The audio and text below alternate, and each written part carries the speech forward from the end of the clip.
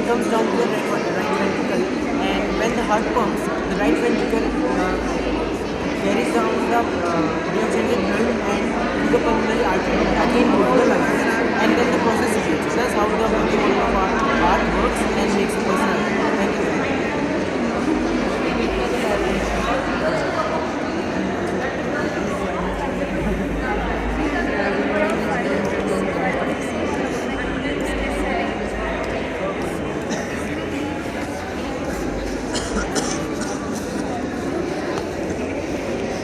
Good evening, sir. This is a model which explains how our lungs work.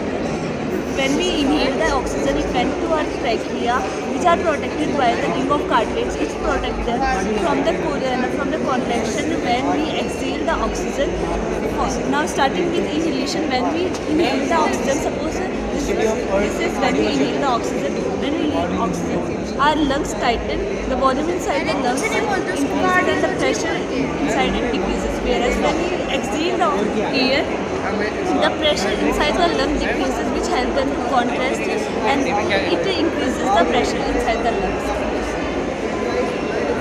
Good evening, sir. This is the historical journey which has been led how an primitive cell turn as a human being. Let me just start with the organism.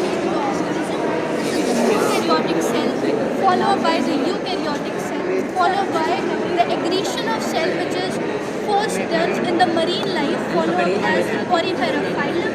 Then we have sea anemone, followed by polyp, medusa, and jellyfish.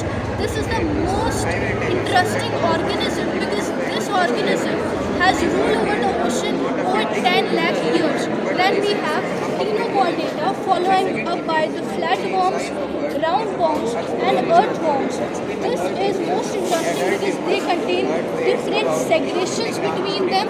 Then we have butterfly. This belongs to the Arthropoda phylum. Then we have Mollusa, which example we set it over here is octopus. Then we have starfish, followed by Hemichordata. Then we have Euchordata. This is the series. We set it as a Euchordata phylum section. We have jawless fish, which is first been invented. They has mucus over the body which helps them to protect them. Then we have dogfish, sawfish, seahorse.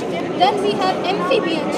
They show interesting lifestyles which can even live in the ocean and even live in the terrestrial lifestyle. The frog we have set it over there. Then we have reptiles, caves we have set it as in parrot. Then Homo sapiens as we have.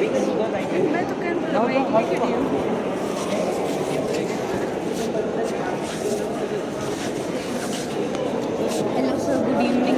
Before you presented is an animal cell which is an eukaryotic cell, and it is surrounded by a cell membrane which is plasma membrane, which is made up of biphospholipid and protein, and which protects the cell from the outer mechanism. Here you can see this is the mitochondria, which is known as the powerhouse of cell, which makes the energy in the cell. These are the vacuole which stores the substances like gases, food, waste in the cell, which is according to the need of that cell.